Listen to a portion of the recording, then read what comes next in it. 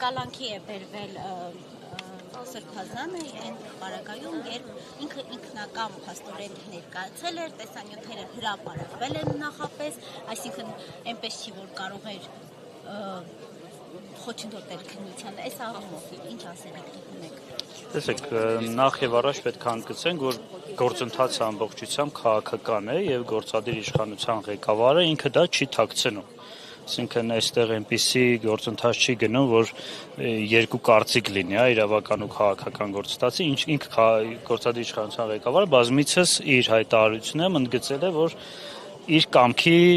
կենսագործման process է ընթանում։ Իսկ եթե ցանկանում ենք հասկանանք, թե այն հոդվածը, որը օգտագործվում է այդ քաղաքական կամքը կյանքի կոչելու համար, ինչպես է տեղի ունենում, նախ պետք է հասկանանք, որ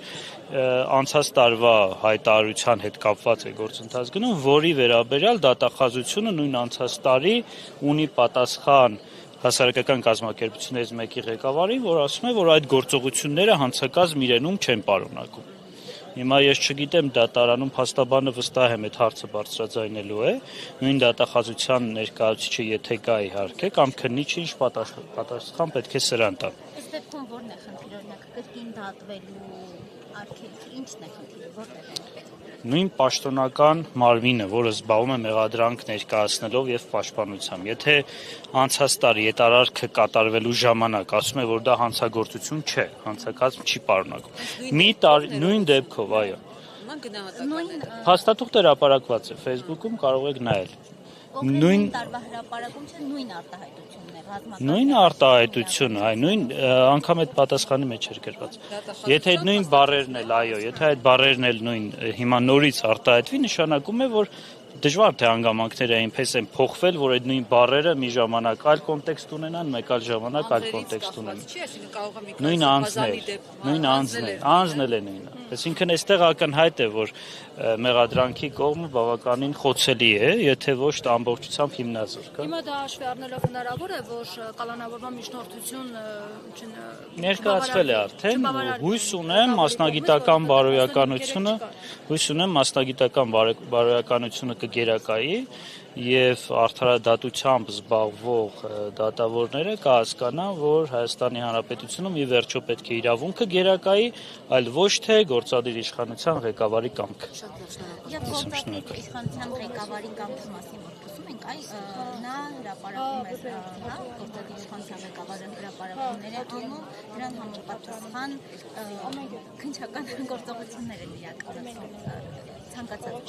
այստեղ ո՞րն է խնդիրը, այսինքն ինչու պետք է գործադիր իշխանության ղեկավարը զերծ մնա հրապարակային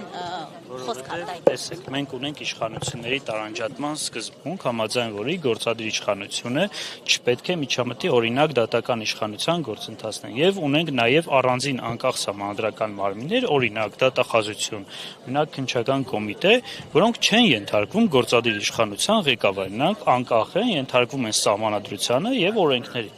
Որևէ այլ սուբյեկտ, որին պետք է ենթարկվի, չկա։ Նրանք պետք է ենթարկվեն բացառապես իրավունքի գերակայության, այսինքն սահմանադրությանը եւ օրենքներին։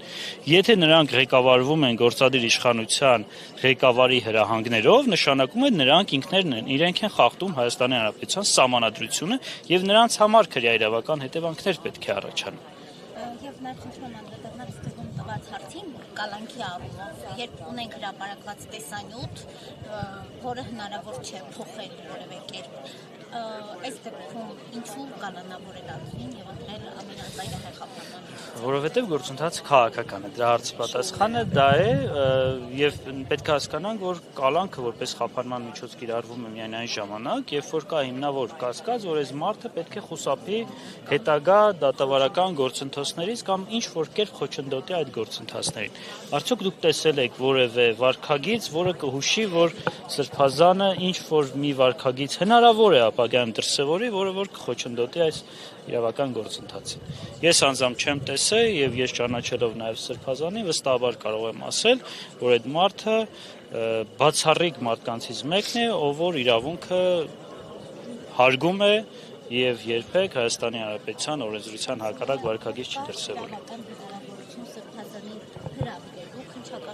Կամ հրավիրելու դատարան խափանման միջոցի հարց քննարկելու, թե հենց կալանքի հարց քննարկելու, կար այդպես իրավական հնարավորություն։ կապակցություն այսօրվա գործող։ Բոլոր մեր իրավապահ մարմինները մեզնից յուրաքանչյուրին կարող են հրավիրել ինչ-որ քրեական գործի շրջանակներում վկայություն տալ։ Ինչու եմ ասում, որովհետև ձերբակալվել է դատարան, որոշում է կայացվել ձերբակալել դատարան ներկայացնելու համար կոնկրետ այս դեպքում դրա համար եմ հարցնում։ Կար Քննչական մարմին ներկայացնելու համար։ Քննիչը որոշել է ձերբակալել դատարան ներկայացնելու։ Սկզբից իր մոտ, հետո որ կալանքի միջնորդության հարցն է ձերբակալման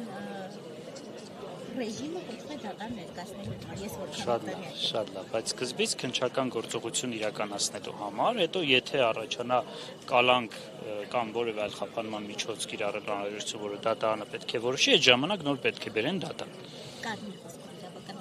Տեսեք, իրավական գործիքներ, բոլորի իրավական գործիքներ կան։ Կիրառման մեթոդաբանությունը պետք է որոշվի։ Արդյոք համաչափ է այդ գործողությունները այդ ապահովող նպատակին։ Բնականաբար ոչ, որովհետև որևէ ձևով այս